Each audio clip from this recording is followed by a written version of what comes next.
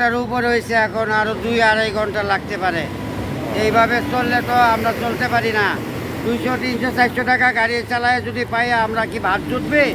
ভাত জুটবে না, আমাদের বাল বাচ্চা না খেয়ে এই থাকবে। সংকটের জন্য সমস্যাটা কি আসলে আপনি মনে করেন বা কি জানলেন? এখন এটা সংকটে, এটা সরকার ভালো বলতে পারবে, আমরা তো ভালো বুঝি না। এখন কি হয়েছে তারাই ভালো জানে, ইঞ্জিনিয়াররাই ভালো জানে। আমি মনে করি আমাদের বাংলাদেশে ইঞ্জিনিয়ার যদি না হয়, বাইরের থেকে ইঞ্জিনিয়ার আনতে হবে। কাজ করার জন্য দরকার হলে কাজ করতে হবে। দেশের মানুষের সমস্যা করে তো চলবে না, এই দেশের মানুষের সমস্যা করে তো চলবে না। দরকার হইলে বাইরের থেকে ইঞ্জিনিয়ার আইনা কাজ করতে হবে। তারা বলছে 6 মাস অন্য লোক দিয়ে দেখা যাক, তারা পারে কি না?